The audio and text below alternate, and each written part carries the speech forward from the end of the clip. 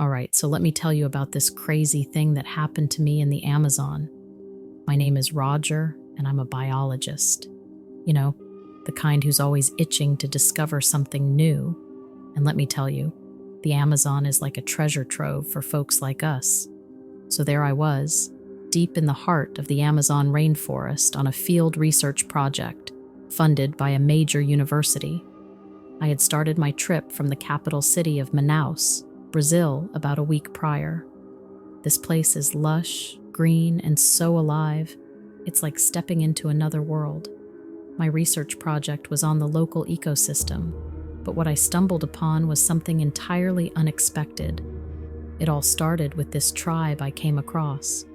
They're not well known, pretty isolated, and they don't really mingle with the outside world much. Anyway, I managed to get them to trust me enough to let me hang around. They were cautious, sure, but friendly enough once they saw I meant no harm. One night I'm sitting around the fire with them, trying to pick up bits and pieces of their language, when the chief starts telling this story. Now my understanding of their language was pretty basic, and he was also mixing in a bit of Portuguese, which helped, but I could tell this was no ordinary tale. He spoke with a kind of reverence, mixed with what seemed like fear. The others listened in absolute silence, which told me this was something serious. After the story, I asked one of the younger guys, who also knew a bit of Portuguese, what it was all about. He hesitated, looked around as if making sure no one was listening, and then he told me. It was a legend about a creature, a massive arachnid-like thing that used to roam the forest. According to the legend, this creature was not just big, it was colossal, and it had some sort of sacred significance to them. I was intrigued, of course, but I figured it might be just a myth, a piece of tribal folklore. But then, things took a turn. The next day, the chief, who had warmed up to me a bit, gestured for me to follow him. We went deeper into the forest, away from the village, until we came to this clearing. And there, half buried under layers of vegetation and earth, was something that made my heart stop. It was a skeleton, enormous and sprawling. The size of it was mind-boggling. And it wasn't just big, it was wrong. It had too many limbs, all long and spindly, like a spider's, but much, much larger. The skull was oddly shaped, with mandibles that suggested it was some kind of arachnid, but like nothing I'd ever seen or heard of. I just stood there, staring at this thing, trying to wrap my head around what I was looking at. The chief watched me, his expression unreadable. I had so many questions, but I didn't even know where to start. Was this creature real?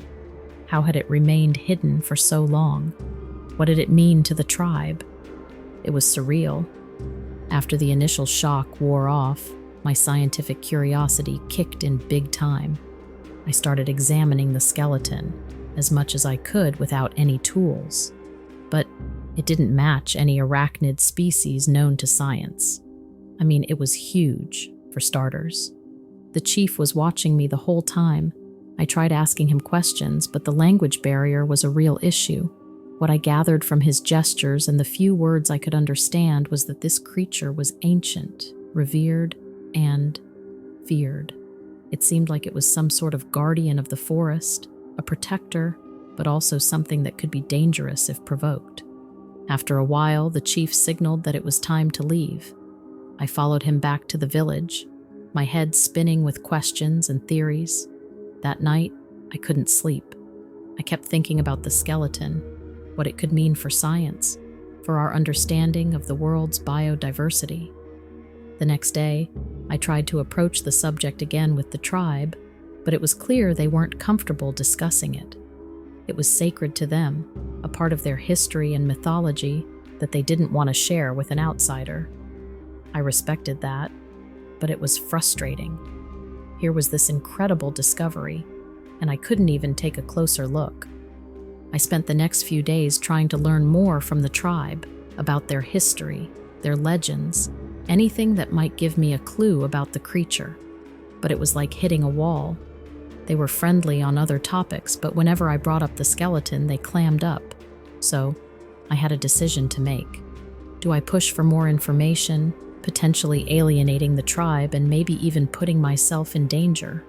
Or do I let it go, respecting their wishes but missing out on what could be a groundbreaking discovery? I was torn. Part of me felt like I owed it to the scientific community to learn as much as I could, but another part of me felt like I had to respect the tribe's wishes and their culture. It's not every day you find something like this, but it's also not every day you're welcomed into a community like theirs. In the end, I chose to back off, at least for the time being. I figured I could try to learn more about the creature through other means, maybe research similar legends from other tribes or regions. A few days later, something bizarre happened. I was out collecting plant samples when I stumbled upon this strange, circular clearing in the forest. No trees, just a perfect circle of bare earth. It was unnatural, eerie even, and right in the center there was a stone altar, covered in carvings that looked a lot like spiders. Now, I'm not superstitious, but this gave me the chills. It was like I'd walked into a place I wasn't supposed to be. I took some photos and booked it out of there. That night, back at the village, I showed the photos to the young guy who spoke a bit of Portuguese.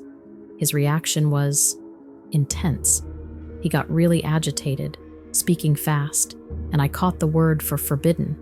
He made me promise not to go back there, saying it was a sacred site and that it was dangerous. He wouldn't explain why, just kept repeating that it was forbidden. The next couple of days were tense. I could feel that something had shifted in the village. People were more reserved around me, and there was this sense of unease in the air. I couldn't shake the feeling that I'd stirred up something I shouldn't have. Then one night, it all came to a head. I was woken up by this commotion outside my tent. The whole village was gathered around, and they were all looking up at the trees. I came out, and that's when I saw it. Up in the canopy, illuminated by moonlight, was this massive web. And I mean massive, like it covered a good portion of the treetops. In the center of the web, there was a shape, too big and too oddly formed to be a normal spider. I couldn't believe it. Was this the creature from the legend?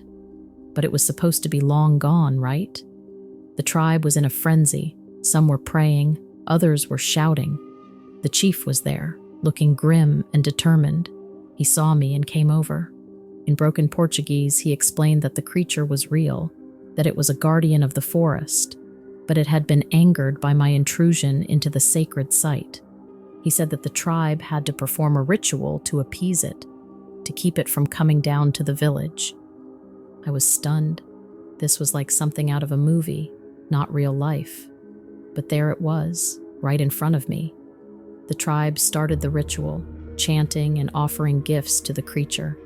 It was intense, almost hypnotic. The whole time I couldn't take my eyes off the web and the shape in the center. Then, as the ritual reached its climax, the shape moved. It was like a shadow detaching from the darkness, huge and terrifying. But it didn't come down. It stayed in the web, almost as if it was watching us. After the ritual ended, the creature retreated further into the forest. The sense of danger passed, but the air was still thick with fear and awe. The next morning, I packed up my things and said my goodbyes.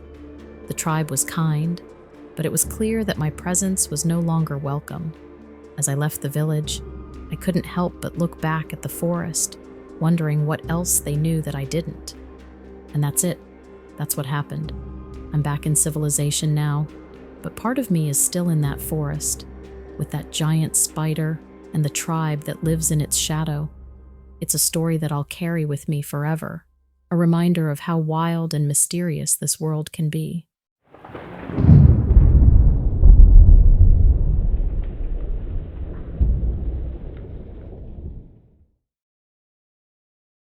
So, there I was, working the night shift again.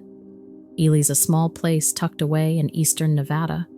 It was originally founded as a stagecoach station along the Pony Express. Cool history, but now nothing much happens here usually. But that night would be one out of the ordinary, to say the least. I got a call about some noise at this old, abandoned house on the outskirts of town. Kids probably, I thought. They like to mess around in places like that, thinking they're all cool and brave. I drove over there, the cruiser's headlights cutting through the darkness. The house, it's this old, decrepit thing, been empty for years. People say it's haunted, but I've never been one to believe in ghosts. Anyway, I parked and got out. The night was really quiet, just the sound of my boots crunching on the gravel. I shone my flashlight around, calling out, expecting some teenager to come out with their hands up, all apologies. But nothing. The place was silent, except for the wind. I walked up to the house, the wood creaking under my feet. The door was ajar, which was strange. I pushed it open and stepped inside. The air was stale and it was even quieter inside. I called out again, but no response. Just then, I heard something upstairs, like a scuffle, then a thump. I thought, great, someone's here. I started up the stairs, real slow, trying not to make a sound. When I got to the top, I saw it. This thing, it wasn't human. It was crouched in the corner, its skin was pale, almost white, and it looked starved, emaciated. Its eyes, they were this glowing pale blue, and they were fixed right on me. I've seen some stuff, being a cop. But this was different. My heart was pounding in my chest. I didn't know what to do. It just stared at me, not moving. Then it let out this sound, like a hiss, but deeper. It was the most unsettling thing I've ever heard.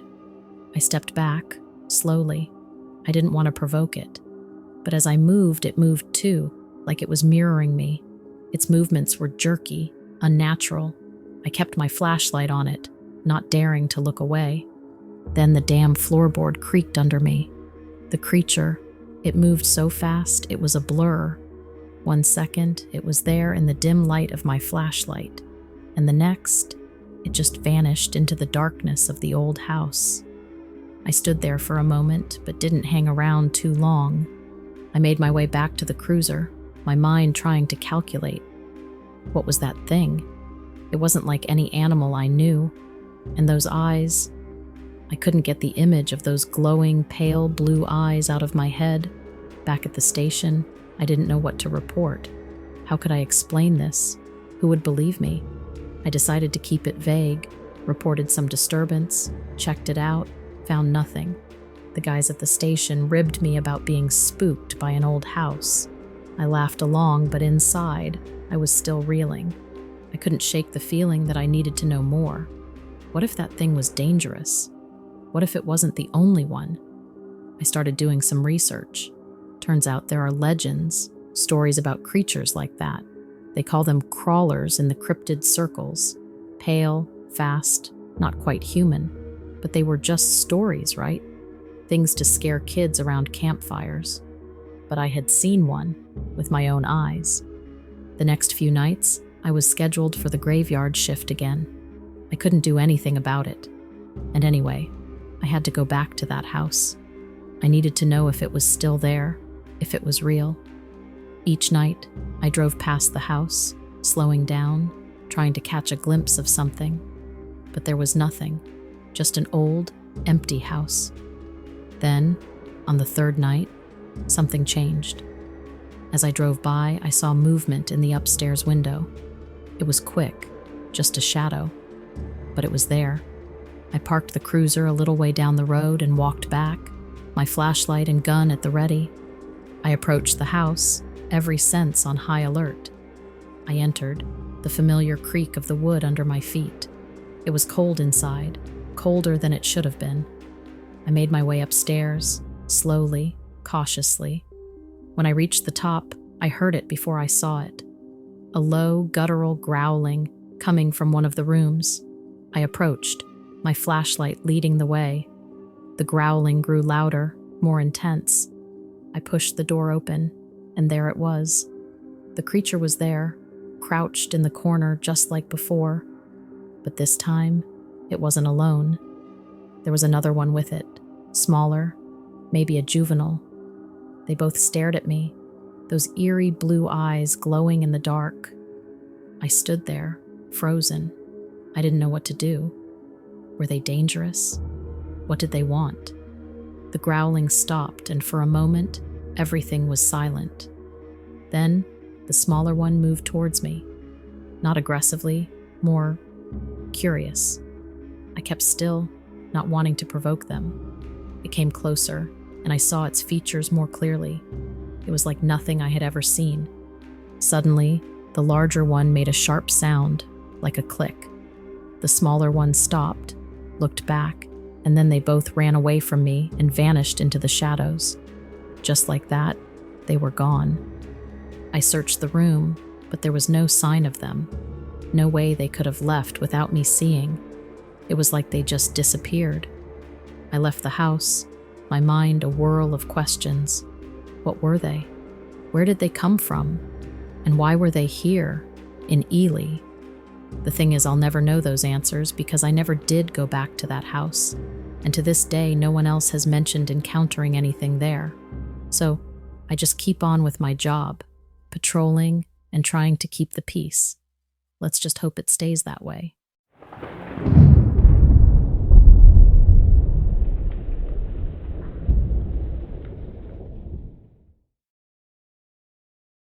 Hey, so I gotta tell you about this crazy thing that happened to me. It was last summer and I was out at Joshua Tree National Park. You know that place in California with all the unique trees and rock formations? I'm an amateur, very amateur photographer, and the park is the perfect spot for stargazing. Anyway, my wife was off on a weekend trip with a few of her friends, so I decided to head there for an overnight with my telescope. I was hoping to get a glimpse of some distant stars, maybe even spot a galaxy or two. I'm not a pro or anything, just a total amateur who loves looking up at the night sky. So it's getting late, around 11 p.m., and the park is super quiet, just me and the stars. I'm setting up my telescope, fiddling with the lenses and stuff. The sky is crystal clear, and I'm thinking, man, tonight's gonna be great. I finally get everything set up and start scanning the sky. The view is just mind-blowing, you know? There's Orion's belt, and over there's the Big Dipper. I'm lost in the cosmos, totally absorbed. Then out of nowhere, I see this light. At first, I think it's a shooting star or something, but it's not. It's moving weird, zigzagging across the sky, and it's getting brighter and closer. I'm thinking, no way, this can't be happening. But it is. This light, it's like nothing I've ever seen. It's too fast for a plane and too erratic for a satellite. My heart's pounding in my chest and I'm trying to keep my cool, but man, it's hard. This light, it's coming closer and closer, and then it just stops, hovering in the sky. It's not too high up, maybe a couple 100 feet, and it's just sitting there, silent. The craziest part? It's glowing, but it's not like any glow I've seen. It's almost like it's alive, pulsating softly. I grab my telescope and try to get a better look.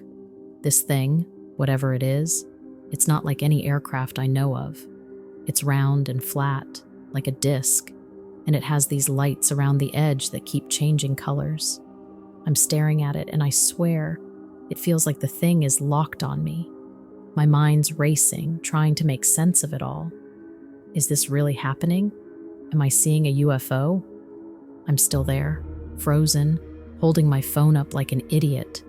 I didn't even get a chance to take a photo, because the thing just vanished into thin air, as if it was never there. I'm standing there, trying to make sense of it all, when I hear this noise. It's faint at first, like a whisper. I think I'm imagining it, but it gets louder, this weird, staticky sound. I look around, thinking it's my phone or something, but my phone's dead. Completely dead. I mean, it was fully charged, and now it's just nothing. Won't turn on or anything. So I'm getting a bit freaked out. Not gonna lie. I'm in the middle of Joshua Tree. It's past midnight, and my only connection to the outside world is a dead phone. Great. I start packing up my telescope, thinking I should probably get out of there.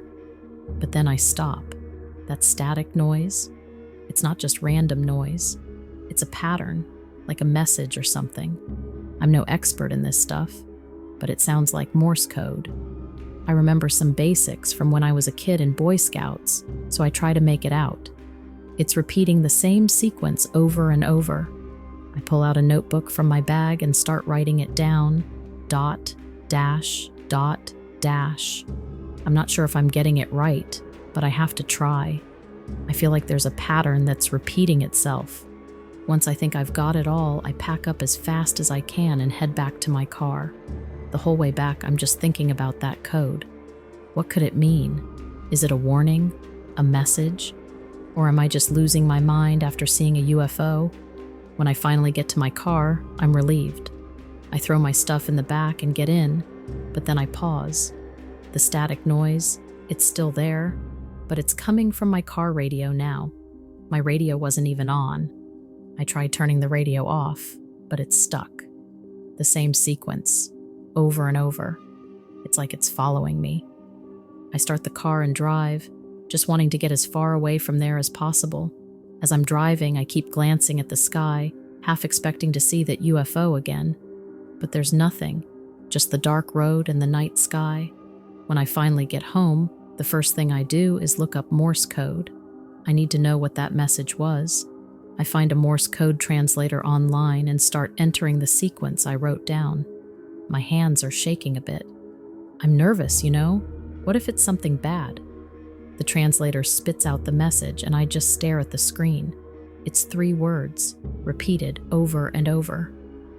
Look beyond stars. That's it. Look beyond stars. What does that even mean? Is it a message from the UFO? A warning? An invitation? I have no idea. I spend the rest of the night trying to figure it out. I look up everything I can about UFOs, Morse code, anything that might help, but I come up empty. There's nothing out there like what I experienced. The next few days are a blur. I can't stop thinking about that night, about the UFO and the message. I even go back to Joshua Tree a couple of times, hoping to see it again, but there's nothing. It's like it was a once-in-a-lifetime thing, and I missed my chance to understand it. So that's where I'm at. Still trying to figure it out, It's been on my mind ever since. I keep looking up at the stars, wondering if I'll ever get another chance to see something like that again. It's weird, but part of me hopes I do.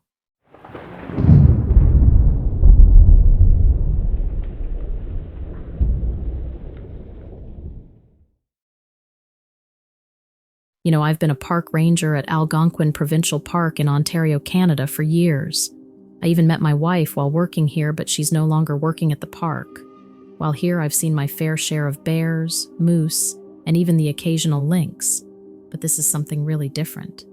A story that will shake you just like it shook me. It was late August, the kind of night where the summer's heat lingers, and the forest is alive with sounds. I was on my usual night patrol, making sure campers were safe and following park rules. The moon was bright, and you could see clearly despite it being nighttime. I remember the air felt charged, electric almost, like a storm was brewing, but the sky was clear. So, I'm driving down this old service road, windows down, enjoying the cool breeze, when I hear this howl. Not your regular wolf howl, though. No, this was different. Different altogether. I figured it was just some animal, maybe a sick wolf or something. I kept driving, but I slowed down just to be cautious. As I round this bend, my headlights catch something up ahead. At first, I thought it was a person standing by the road. That's odd, I thought. Who'd be out here alone this late? But as I got closer, I realized this was no person. It was standing on 2 legs, but it was covered in fur that was dark and matted. The thing must have been at least 7 feet tall. Now I've heard stories about the dogman, some cryptid supposed to roam the forests of North America, but I never put much stock in those tales, until that night. This creature, it turned its head towards me, and the moonlight hit its eyes. They were reflective, like a cat's, but there was an intelligence there that made my skin crawl.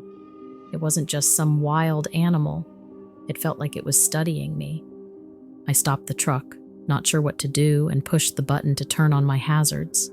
This thing, it just stood there for what felt like forever. Then, it did something that still gives me chills. It smiled, or at least, it looked like a smile. Maybe it was a grimace. But it was all wrong. Too many teeth, too sharp. And that's when I noticed the claws, long and curled. I remember thinking, this is it. This is how I go. But then, something strange happened. The creature, it cocked its head, almost like a curious dog, but there was nothing friendly in its gaze now. No smile. It was as if it was pondering what to do with me. For a moment, we just stared at each other, me frozen in fear, and it with this unnerving curiosity. Then, it let out a sound, not a growl, but more like a deep, rumbling chuckle. It was a sound that seemed to mock my fear, to relish in it. Suddenly, it stepped forward, and the moonlight fell on it more fully. Its fur was a matted mess, sticks and leaves tangled in it, and now I could tell that it smelled like wet earth and something foul I couldn't place. Its face was almost wolf-like, but wrong, distorted with a wicked intelligence. Then it did something I still can't explain. It spoke, not in words, but in this deep, guttural mimicry of human speech. It was like it was trying to form words but couldn't quite get it right. The sounds sent shivers down my spine with how closely it sounded like speech that I should recognize. I fumbled for the radio, but my hands were shaking so badly I dropped it. The creature leaned in closer, its eyes narrowing. I thought it was going to attack, but then headlights appeared down the road. Another ranger's truck was heading our way. The creature glanced towards the light, then back at me. There was a moment, just a split second, where I felt like it was making a decision. Then, as the other truck got closer, it let out a low, menacing growl and backed into the forest, disappearing into the shadows. I sat there, heart racing, as the other ranger pulled up. He asked if I was okay, said he'd seen my truck stopped with the hazards on and came to check. I just nodded, not sure how to explain what I'd just seen. I couldn't tell him about the dog man, about the way it looked at me, or that haunting, almost word sound it made. For the rest of the night, I kept looking over my shoulder, expecting to see those glowing eyes in the darkness, but it never reappeared. The encounter left me with a full brain that continues to try and figure it all out. What was that creature? Why did it let me go? And that sound it made, was it really trying to communicate, or did I make that part up? I still patrol the park, still keep an eye out for anything unusual, but every time I drive down a rural road, I can't help but feel a sense of dread, wondering if those things are all over the park, or just in that one area. I also keep dropping hints with the other rangers when I'm back at base, asking things like, "How was your day? Did you see anything interesting?" Basically, I'm trying to get info without actually asking them directly. Nothing confirming yet, but I'll let you know.